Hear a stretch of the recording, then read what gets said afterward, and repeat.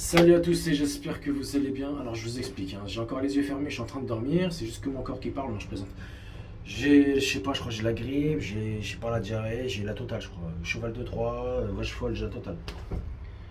Et j'ai décidé de vous faire une vidéo, un peu vous expliquer le métier de grutier parce que beaucoup de personnes m'ont envoyé des messages sur surtout Snap. Je suis plus actif sur Snapchat, si vous voulez me rejoindre sur Snap, envoyez-moi un message. Ou sinon ce sera sur Instagram, je vous laisserai en description. N'hésitez pas à commenter ma vidéo si cela peut vous aider. Aujourd'hui, j'ai décidé de me mettre sur la peau d'un débutant pour pouvoir vous expliquer un peu ce que doit faire un débutant.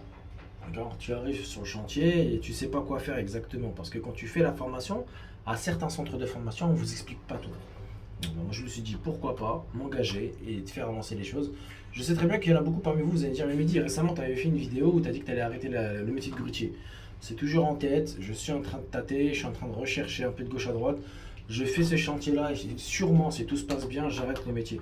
Mais rien n'est sûr. Rien n'est sûr. Ça se peut que demain, je vais signer un CDI pendant 20 ans. Voilà, tout est possible. Mais au fond de moi, j'ai tellement la haine par rapport à plusieurs choses. Je vous ai déjà expliqué sur la précédente vidéo. Aujourd'hui, j'ai décidé de vous faire une vidéo pour un peu faire avancer les choses parce qu'il y a beaucoup de messages sur Snap que j'ai reçus. Je vous laisse en description. Je vous laisse en description mon Instagram et mon Snapchat. C'est où je suis vraiment le plus actif. En fait, bon, tu arrives sur le chantier, tu te présentes. On sait très bien qu'avec les centres de formation, certains centres de formation, je ne vais pas généraliser parce qu'il y en a certains, on ne vous donne pas les informations nécessaires. Ou carrément, on ne met pas la sécurité en priorité. Qui veut dire, entre parenthèses, tu dois chercher à t'imposer dans le métier. Quand je dis à t'imposer en toute sécurité. Bonjour monsieur, c'est moi le grutier, j'arrive sur le chantier, je mets ma carte pro BTP, tu montes ton KSS, ta visite médicale à jour.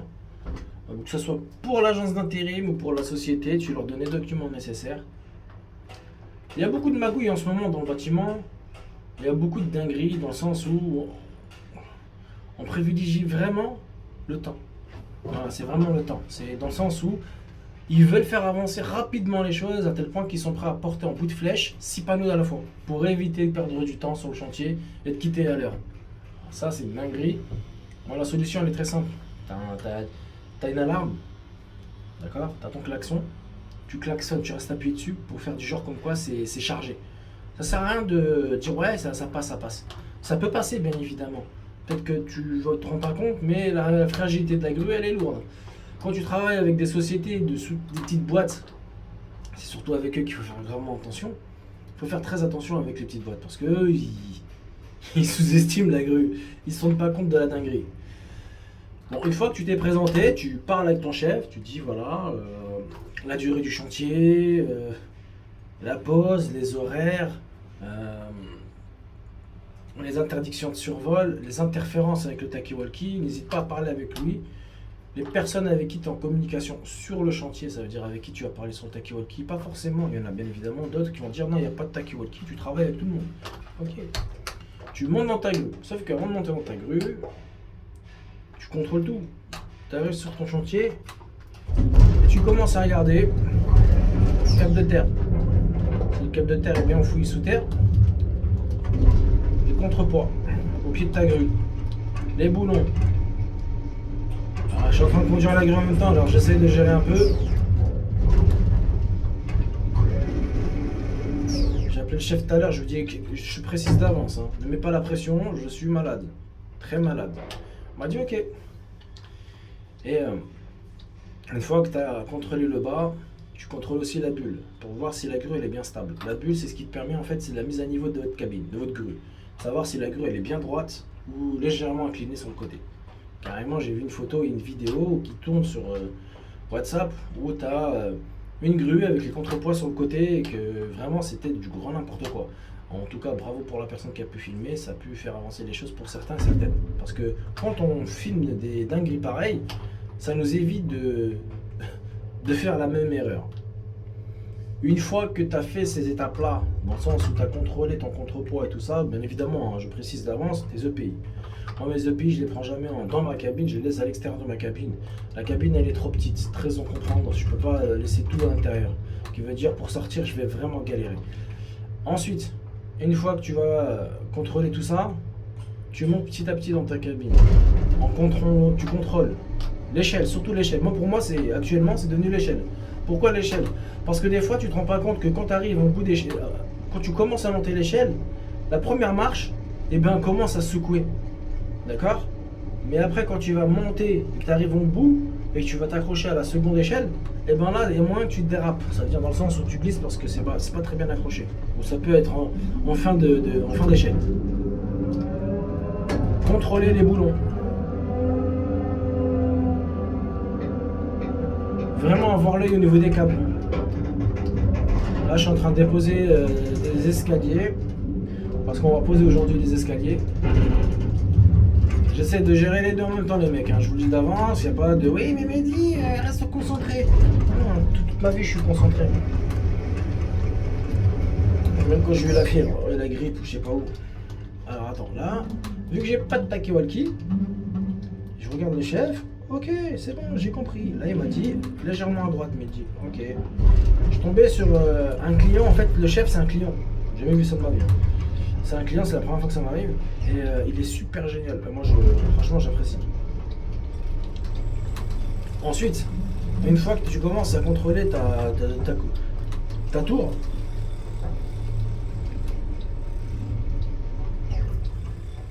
l'échelle, hein, j'oublie pas l'échelle, hein, je suis toujours sur l'échelle. Contrôle ta tour, mais à la fois l'échelle. Parce que quand tu montes et que tu descends, tu peux te cogner à tout moment sur des zones où tu dois retenir la zone qui est dangereuse. Une fois que tu es monté l'échelle, tu contrôles ta couronne. Juste à l'œil, tu regardes à l'œil. Si tu as un doute sur quelque chose, tu appelles ton chef et tu lui précises. WhatsApp, n'hésite pas. WhatsApp, photo, tu lui envoies. Voilà. Avant de rentrer dans la cabine, contrôle l'entour de ta cabine. L'entour de ta cabine. Si ta cabine est bien vissée, qu'il n'y a pas de souci, c'est ce que j'appelle ça génial. Alors, là je veux juste voir ce qu'ils vont faire. Je vois que le mec il pioche, mais moi je fais rien de spécial là. Ok, je regarde. Une fois que tu as contrôlé en haut de ta cabine, le câble. J'ai vraiment la tête ailleurs, je vous dis honnêtement, je suis vraiment explosé, exténué, je sais pas ce que j'ai, voilà, je suis rabat de ouf. Contrôle bien ta cabine, contrôle bien ta girouette, contrôle bien, voilà, quand tu montes dans ta cabine, marche avant, marche arrière, tu descends, tu remontes, orientation gauche-droite.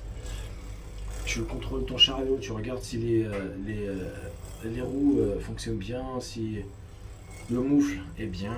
Et bien évidemment, avant de monter dans ta grue, il faut aussi que tu contrôles tes crochets. Contrôle tes crochets, la date d'expiration. La date de péremption. Oh, je suis fatigué d'expiration, j'ai jamais entendu ça. Bref, tu contrôles ta grue, ta zone de survol, tu commences à orienter, tu essaies de contrôler tes anomalies, ça veut dire tu regardes aussi le doc. Derrière, tu as des documents, tu les ouvres, tu regardes, juste tu contrôles. Tac, tac, tac. Si on te dit c'est écrit comme quoi il y a un problème au niveau des câbles, et ben là, tu fais quoi? Tu dis ok, 2 petites secondes, chef, il y a un petit problème. Tu remontes, tu sors de ta cabine, tu remontes, tu regardes juste à l'œil. Pas besoin de chercher, tu crois pas que tu as les bras pour pouvoir tirer les câbles. Non, ça tu oublies ça. Jamais ne touche les câbles, jamais. Si ton chef il dit ouais, bouge les câbles, tu touches rien. C'est juste que t'es con si tu touches vraiment les câbles. Parce que s'il t'arrive quelque chose, c'est pas de sa faute, hein, c'est de ta faute. C'est toi qui as assumé, c'est toi qui as voulu.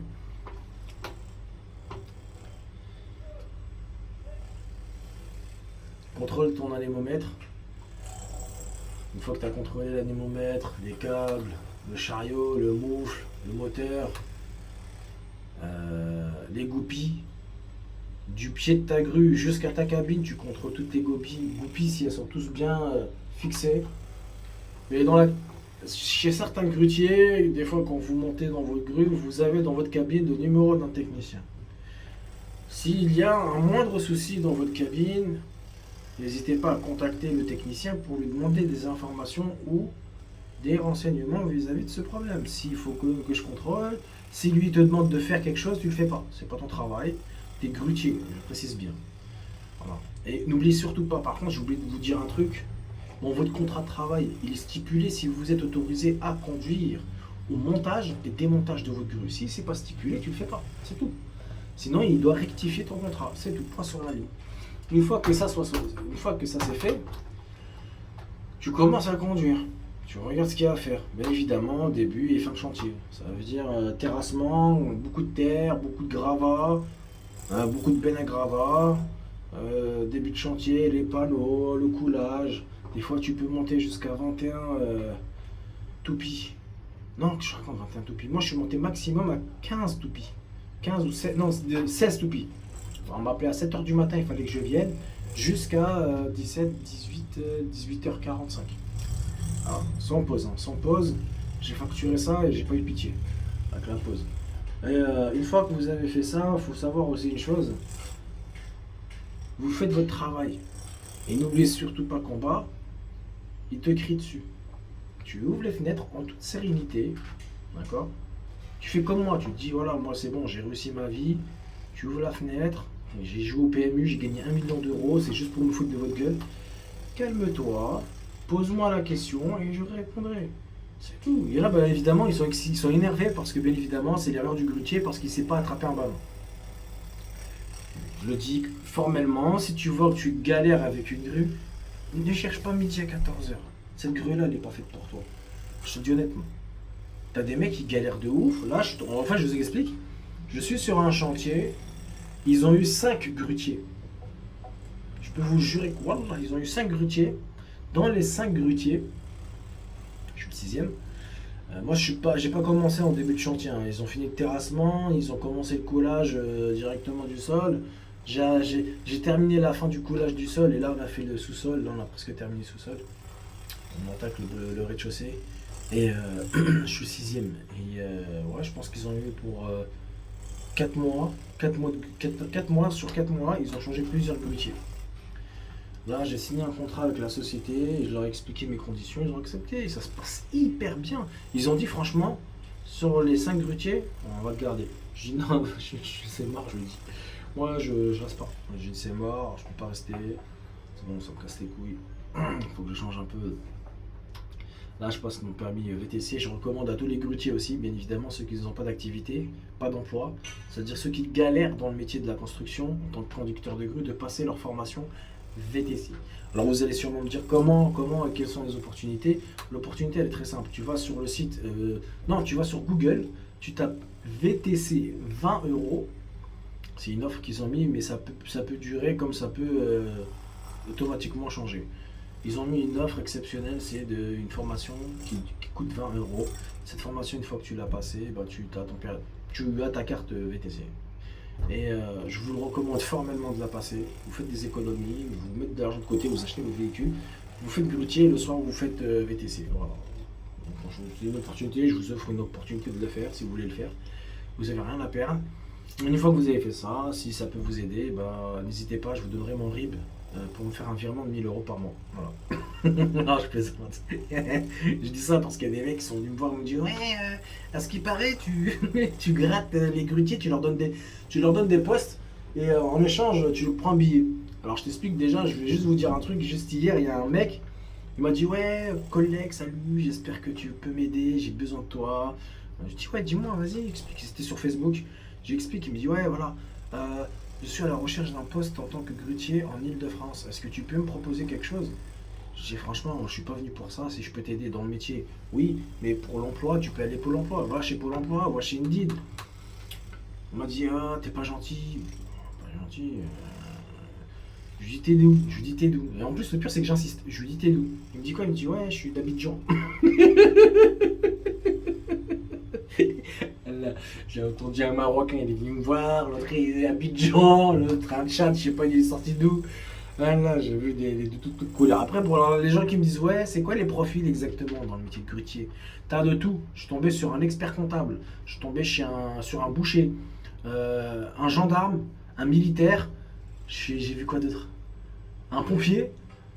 Et en fait, tu vois, t'as de tout. Mais faut pas s'arrêter à ça, c'est pas ça le problème. Le problème, c'est de savoir si tu es compétent de conduire une grue à hauteur. Est-ce que tu es conscient de ce que tu fais? Est-ce que tu connais le métier? Qu'est-ce que tu connais des risques? Tu vois? Voilà, maintenant, moi, ça fait... Je rentre sur ma 11e année, je suis super content, très satisfait de mon travail, de ce que j'ai pu apporter. Mais c'est devenu dégradant.